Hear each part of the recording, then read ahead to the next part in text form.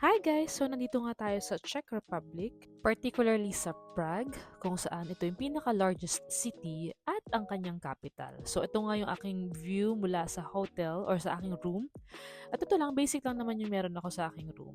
So after nga ng ilang minuto, bumaba ako para kunin yung order ko na food and groceries. So andito nga ako sa tapat ng aming crew lounge and after ilang minutes, nandito na nga yung inaantay kong grocery items. Well, actually guys, nag-order ako sa Tesco, pero na-realize ko, hindi kasi ako lumabas that time, nandun lang pala yung Tesco sa labas.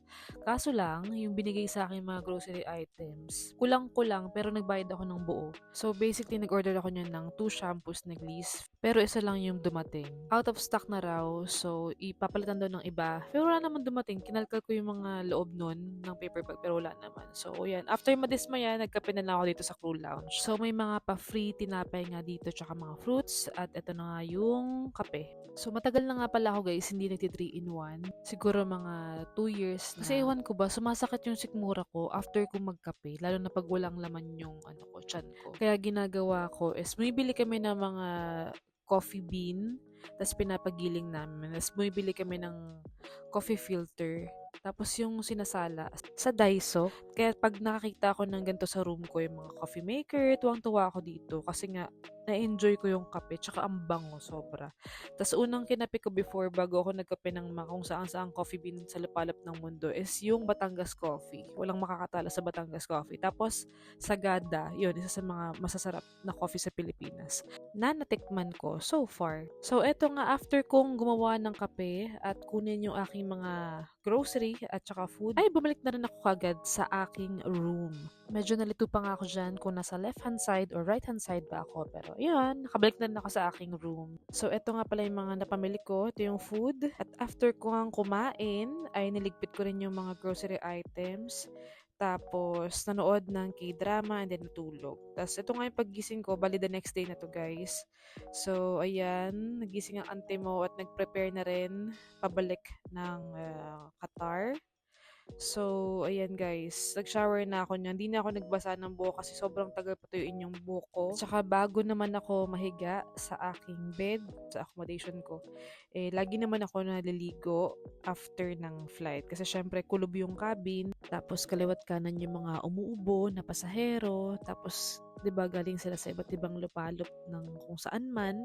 So, syempre, para maging safe at hindi makakatch ng sakit, kailangan maligo. Tsaka, syempre, personal bed mo yon, so kailangan malinis. Grabe nga guys, hirap na hirap ako dito sa pagkikilay na to.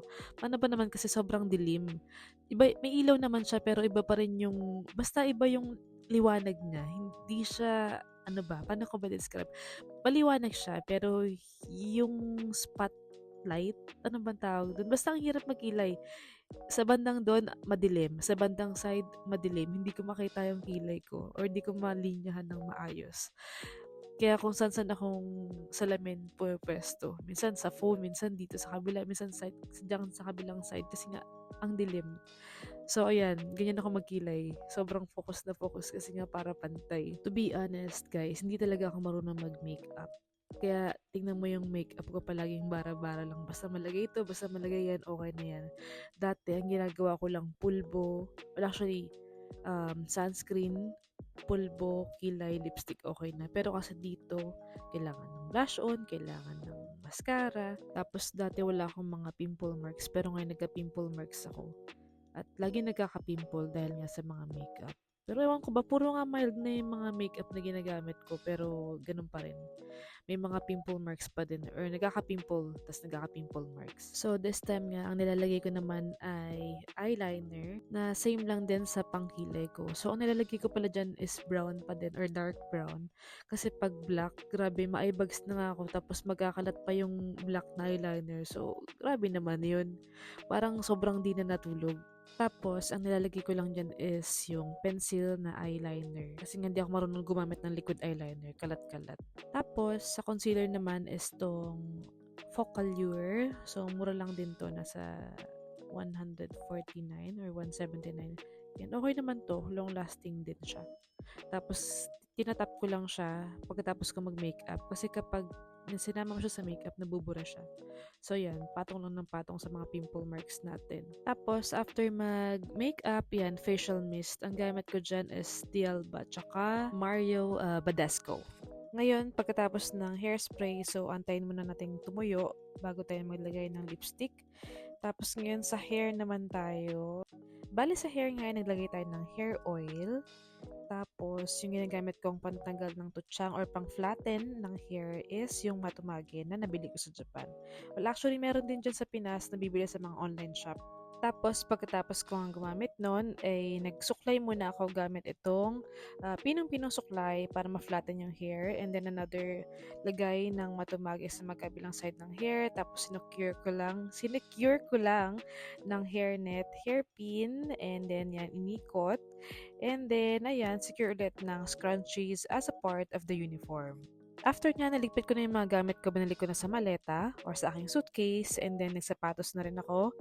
Kasi medyo nagmamadali na ako niyan guys. Meron na lang 15 minutes para bumaba. Tapos nila ko na yung suitcase ko. And then, ayan, para ma-secure at di sumabog pagdating ko ng Qatar. So, tinayo ko na yung suitcase, nilagay ko na, punesto ko na sa may malapit sa pinto habang ako naman ay magsusuot na rin ng aking uniform. So, sinecure ko na rin ang aking carry-on bag. Chinek muna ako nandyan lahat ng kailangan ko, especially yung dining jacket at saka yung dining shoes. Tapos, matapos ko na ma-ready yung mga gamit ko, nagsuot na ako ng uniform. And then, lagay ko na tong aming new scarf. And then, yung blazer. Tapos, yung ID. Tapos, yun, okay na ako. Bumaba na ako agad sa lobby. Tapos, after nga ng 5 hours and 30 minutes na duty, finally, pauwi na at nakakapagpahinga na rin. 10:49 PM na nga niyan. So, grabe. Sobrang init nga dito, guys. As in, para kang niluluto sa pugon. So, dito pala kami nag-check-in at saka nag-check out as a crew. So, ito yung view namin mula sa labas. Grabe guys, sobrang init. Tapos, yun lang. Papahinga na ako after nito. Thank you for watching and follow for more.